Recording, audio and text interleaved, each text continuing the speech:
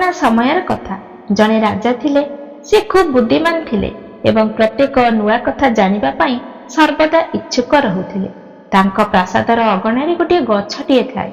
ପ୍ରତିଦିନ ରାତିରେ ନିୟମ କରି ଗୋଟିଏ ପକ୍ଷୀ ସେହି ଗଛରେ ଆସି ବସୁଥିଲା ଏବଂ ରାତିର ଚାରିପହର ପାଇଁ ଅଲଗା ଅଲଗା 4 ପ୍ରକାରର କଥା କହୁଥିଲା। ପ୍ରଥମ ପ୍ରହରରେ ସେ କହୁଥିଲା, କେଉଁ ମୁହଁରେ କ୍ଷୀର ପିଆଇବି, କେଉଁ ମୁହଁରେ କ୍ଷୀର ପିଆଇବି। ଦ୍ୱିତୀୟ ପ୍ରହର ଆରମ୍ଭ ହେଲେ କହୁଥିଲା, ଏମିତି କେହି ତ ଦିଶୁନାହାନ୍ତି, ଏମିତି କେହି ଦିଶୁନାହାନ୍ତି। ଯେତେବେଳେ ତୃତୀୟ ପ୍ରହର ହେଉଥିଲା ସେ କହିବାକୁ ଲାଗୁଥିଲା, ଏବେ ଆମେ କ'ଣ କରିବୁ, ଏବେ ଆମେ କ'ଣ କରିବୁ। ଯେତେବେଳେ ଚତୁର୍ଥ ପ୍ରହର ଆରମ୍ଭ ହେଉଥିଲା ସେ କହୁଥିଲା, ସବୁ ବ୍ରାହ୍ମଣ ମରିଯାଆନ୍ତୁ, ସବୁ ବ୍ରାହ୍ମଣ ମରିଯାଆନ୍ତୁ। ରାଜା ପ୍ରତିଦିନ ରାତିରେ ଜାଗ୍ରତ ରହି ପକ୍ଷୀ ମୁହଁରୁ 4 ପ୍ରହରର 4ଟି ଯାକ କଥା ଶୁଣୁଥିଲେ। ସେ ଭାବୁଥିଲେ ପକ୍ଷୀଟି କ'ଣ କହୁଛି, କିନ୍ତୁ ତାଙ୍କୁ କିଛି ବୁଝା ପଡୁନଥିଲା। ରାଜାଙ୍କ ଚିନ୍ତା ଧୀରେ ଧୀରେ ବଢ଼ିବାକୁ ଲାଗିଲା। ଯେତେବେଳେ ସେ ଏହାର ଅର୍ଥ ବାହାର କରିବାରେ ବିଫଳ ହେଲେ ସେ ହାର ମାନି ନିଜର ପୁରୋହିତଙ୍କୁ ଡକାଇଲେ। ସେ ତାଙ୍କୁ ସବୁ କଥା ଶୁଣାଇଲେ ଏବଂ ପକ୍ଷୀର ପ୍ରଶ୍ନଗୁଡ଼ିକର ଉତ୍ତର ପଚାରିଲେ। ପୁରୋହିତ ମଧ୍ୟ ତୁରନ୍ତ ଉତ୍ତର ଦେଇପାରିଲେ ନାହିଁ। ସେ କିଛି ସମୟ ମାଗିଲେ ଏବଂ ଚିନ୍ତିତ ହୋଇ ଘରକୁ ଫେରିଲେ। ତାଙ୍କ ମୁଣ୍ଡରେ ରାଜା ପଚାରିଥିବା ସେହି 4ଟି ଯାକ କଥା ସବୁବେଳେ ଘୁରି ବୁଲୁଥିଲା। ସେ ବହୁତ ଚେଷ୍ଟା କଲେ କିନ୍ତୁ କୌଣସି ସମାଧାନ ପାଇଲେ ନାହିଁ। ନିଜ ସ୍ୱାମୀଙ୍କୁ ଚିନ୍ତିତ ଦେଖି ବ୍ରାହ୍ମଣୀ ପଚାରିଲେ, ତୁମେ ଏତେ ପରିଶ୍ରମରେ କାହିଁକି ଅଛ, ମୋତେ କୁହ କଥା କ'ଣ? ପୁରୋହିତ କହିଲେ, କ'ଣ ଆଉ କହିବି, ଏକ ବଡ଼ କଠିନ ସମସ୍ୟା ମୋ ସାମ୍ନାରେ ଆସି ଛିଡ଼ା ହୋଇଛି। ରାଜାଙ୍କ ପ୍ରାସାଦ ଅଗଣାରେ ପ୍ରତି ରାତିରେ ଏକ ପକ୍ଷୀ ଆସେ ଏବଂ 4 ପ୍ରହରର 4ଟି ଯାକ ଅଲଗା ଅଲଗା କଥା କୁହେ। ରାଜା ପକ୍ଷୀର ସେହି କଥାଗୁଡ଼ିକର ଅର୍ଥ ବୁଝିପାରିଲେ ନାହିଁ। ତେଣୁ ସେ ମୋତେ ପଚାରିଲେ, କିନ୍ତୁ ପକ୍ଷୀର ସେହି ପ୍ରହେଳିକା ମୋ ମୁଣ୍ଡରେ ମଧ୍ୟ ପଶୁନି। ରାଜାଙ୍କୁ ଯାଇ ମୁଁ କି ଉତ୍ତର ଦେବି, ସେହି ଚିନ୍ତାରେ ମୁଁ ଅଛି। ବ୍ରାହ୍ମଣୀ କହିଲେ, ପକ୍ଷୀ କ'ଣ କହୁଛି ଟିକେ ମୋତେ ଶୁଣାଅ ତ। ପୁରୋହିତ 4 ପ୍ରହରର ସବୁ କଥା ଶୁଣାଇଲେ।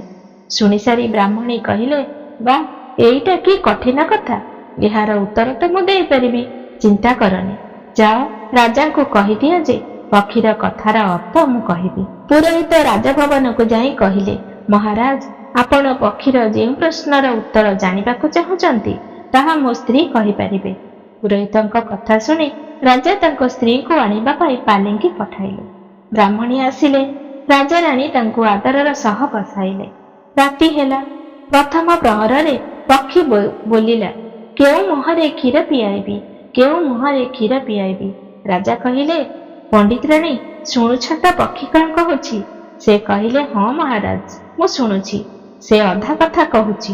ରାଜା ପଚାରିଲେ, ଅଧା କଥା କେମିତି? ପଣ୍ଡିତରାଣୀ ଉତ୍ତର ଦେଲେ, ରାଜନ ଶୁଣନ୍ତୁ, ପୁରା କଥାଟି ଏହିପରି। ଲଙ୍କାରେ ରାବଣ ଜନ୍ମ ହେଲା, 20 ଭୁଜ 10 ଶିର। ତା ମା ଏହା କହୁଛି, କେଉଁ ମୁହଁରେ କ୍ଷୀର ପିଆଇବି, କେଉଁ ମୁହଁରେ କ୍ଷୀର ପିଆଇବି। ଲଙ୍କାରେ ରାବଣ ଜନ୍ମ ହୋଇଛି, ତାର 20ଟି ହାତ ଏବଂ 10ଟି ମୁଣ୍ଡ ଅଛି। ତାଙ୍କ ମା ଭାବୁଛନ୍ତି ଯେ ତାଙ୍କୁ କେଉଁ ମୁହଁରେ କ୍ଷୀର ପିଆଇବେ। ରାଜା କହିଲେ, ବହୁତ ଭଲ, ତମେ ଠିକ୍ ଅର୍ଥ ବାହାର କରିଛ। ଦ୍ୱିତୀୟ ପ୍ରହର ହେଲା ତ ପକ୍ଷୀ କହିବାକୁ ଲାଗିଲା, ଏମିତି କେହି ଦିଶୁନାହାନ୍ତି, ଏମିତି କେହି ଦିଶୁନାହାନ୍ତି। ରାଜା କହିଲେ, ପଣ୍ଡିତରାଣୀ, ଏହାର ଅର୍ଥ କ'ଣ? ପଣ୍ଡିତରାଣୀ ବୁଝାଇଲେ, ମହାରାଜ ଶୁଣନ୍ତୁ, ପକ୍ଷୀ କହୁଛି, ଘର ଜମ୍ବୁ ନବଦ୍ୱୀପରେ ଚିନ୍ତା ନଥିବା ମଣିଷ ଏମିତି କେହି ଦିଶୁନାହାନ୍ତି, ଏମିତି କେହି ଦିଶୁନାହାନ୍ତି। 4 ଦିଗ, ସାରା ପୃଥିବୀ, ନବଖଣ୍ଡ ମଣ୍ଡଳ ସବୁଠି ଖୋଜି ଦେଖନ୍ତୁ, ଚିନ୍ତା ନଥିବା ମଣିଷଟିଏ ମିଳିବେ ନାହିଁ।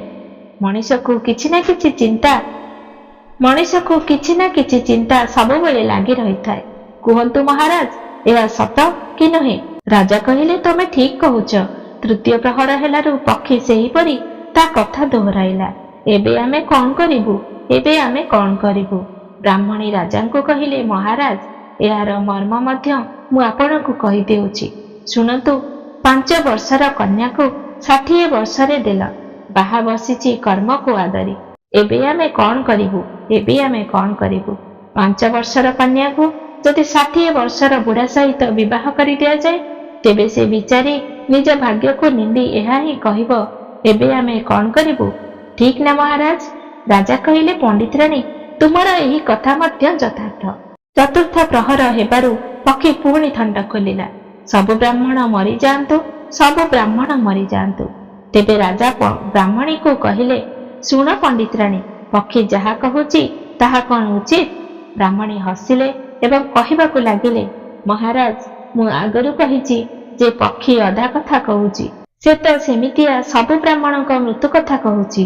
ବେଶ୍ୟା ସଙ୍ଗତ ଯେ କରନ୍ତି, ସୁରା ମାଂସ ଯେ ଖାଆନ୍ତି, ବିନା ସ୍ନାନରେ ଭୋଜନ କରନ୍ତି, ସେହି ସବୁ ବ୍ରାହ୍ମଣ ମରିଯାଆନ୍ତୁ, ସେହି ସବୁ ବ୍ରାହ୍ମଣ ମରିଯାଆନ୍ତୁ। ଯେଉଁ ବ୍ରାହ୍ମଣମାନେ ବେଶ୍ୟା ସଙ୍ଗତି କରନ୍ତି, ମଦ ମାଂସ ସେବନ କରନ୍ତି ଏବଂ ଶୌଚ ବା ସ୍ନାନ ନ କରି ଭୋଜନ କରନ୍ତି, ସେମିତିଆ ବ୍ରାହ୍ମଣମାନେ ମରିଯିବା ହିଁ ଉଚିତ। ଏବେ କୁହନ୍ତୁ, ପକ୍ଷୀର କଥା ଠିକ୍ ଅଛି କି ନୁହେଁ? ରାଜା କହିଲେ, ତୁମର ଚାରୋଟି ଯାକ କଥା ସମ୍ପୂର୍ଣ୍ଣ ସଠିକ୍। ତୁମର ବୁଦ୍ଧିକୁ ଧନ୍ୟବାଦ। ରାଜାରାଣୀ ତାଙ୍କୁ ସୁନ୍ଦର ପୋଷାକ ଏବଂ ଅଳଙ୍କାର ଦେଇ ମାନ ସମ୍ମାନ ସହିତ ବିଦା କଲେ। ଏବେ ରାଜଦରବାରରେ ପୁରୋହିତଙ୍କ ସମ୍ମାନ ଆଗ ଅପେକ୍ଷା ବହୁତ ବଢ଼ିଗଲା।